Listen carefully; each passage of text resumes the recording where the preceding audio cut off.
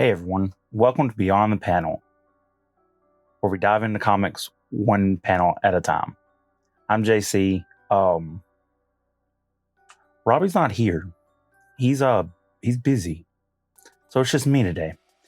But today we're going to go over the five first issues of Spawn from 1992, wrote by Seth McFarlane. Really good comic.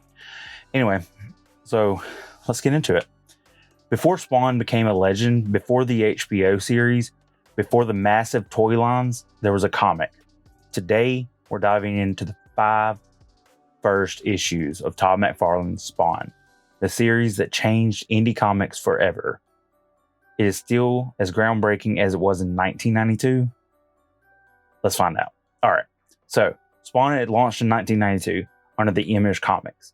It was a company founded by artists who left Marvel to create their own books and stuff like that. Anyway, Todd McFarlane is famous for Spider-Man work. He wrote, illustrated, and created Spawn, making it one of the most successful indie comics of all time. And I mean, it's a really good. If you haven't read it, it's really good. He introduced a dark anti-hero with supernatural horror elements, and it pushed the boundaries of everything, which is really cool. So we're going to get into that. All right, so issue 1, we meet Al Simmons. He's a government assassin betrayed and sent to hell. So he had died, and he came back. He made a deal with the devil, and to come back to his wife Wanda. But the issue was, he didn't come directly right back. He came a few years later, and it's just so good. But it jumps between past and present.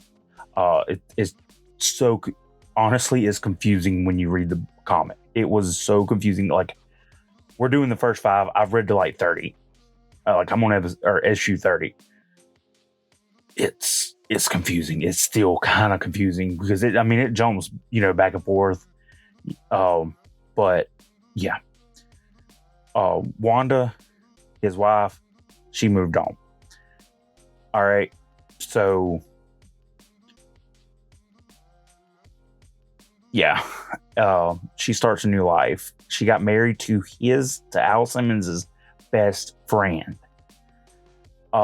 They had a kid, so it was, I don't know if I'm jumping far ahead or something like that, but if I remember correctly, it was his fault that they couldn't have a kid, even though the doctors were saying no, it wasn't him. It was. All right, so let's go to issue 2. Cool. He realizes his powers aren't unlimited. He has a counter, adding states to his choices. He tries to regain his human form, but messes up, turning into a white man instead of his old self. That was actually really funny. An early example of the book tackling racial identity. Meanwhile, in the background, we get glimpses of the Violator and a subplot with Sam and Twitch, 2 detectives investigating brutal murders. I do actually like Twitch. Yeah, it was Twitch. I really did like him. It was really funny and stuff like that. Let's get to issue 3. The Violator finally makes his move, and he's terrifying, hilarious. Like, I actually wish they made more of a storyline of the Violator. It was actually really good. There's the battle between Spawn and the Violator. It's a really big standout. McFarlane art shines with grotesque. When he drew and colored, I think he colored it. I'll do that in the edit if he did. I think he did. But I mean, he put so much detail in these comics, and it's just amazing. Anyway, he shines, and it's just great. Then we have the male Bloga, I think is how you pronounce it. It appears, reminding Spawn and Violator that they're on the same side, setting up the larger hell versus heaven conflict. So yeah, we're gonna get into that later. All right, so my final thoughts. The art is still jaw-dropping, packed in detail with charismatic angles. And cinematic angles. Like, I mean, it's so good.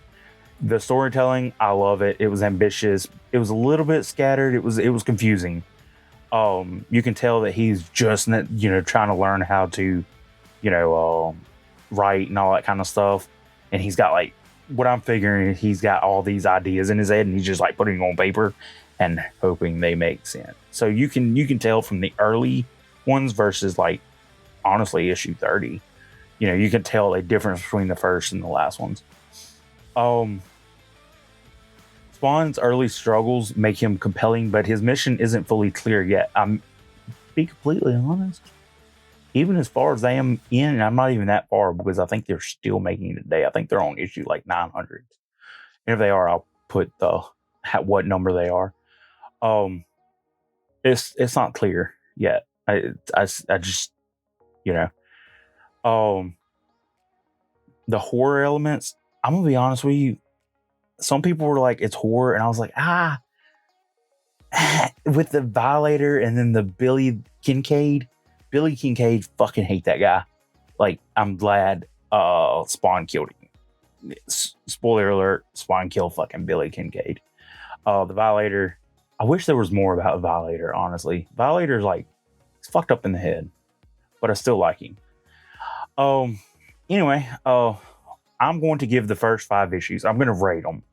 So I think we're going to try to start giving it like a rating of like 1 through 10 if we like the comic or just didn't like it. I mean, comics are subjective. We all have different opinions. But this one, 8 out of 10. Yeah, it's really good. I think if you like Spawn, if you like the movie, give the comics a good read. Like, honestly, they're so good. It's just warming up in the first 5 issues. I know it is. Like I said, I'm on issue 30, and it's still it's an old locomotive. It's just spinning its wheels up a hill. It's getting there, and I know it is, and I cannot wait for like something else to happen. If you're a fan of dark anti-heroes, you're gonna love it. Supernatural horror, or if you like Todd McFarlane's art, you're gonna love it, because his art is magnificent.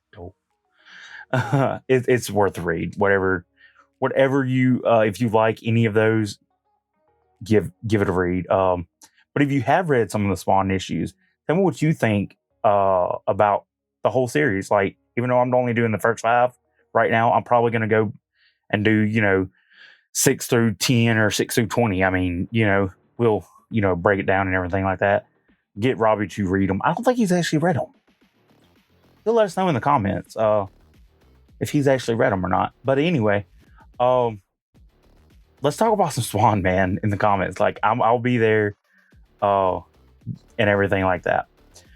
But anyway, don't forget to like and subscribe and hit that bell notification so when we drop a new video, you can get it. But until next time, y'all stay heroic and catch us in the next episode.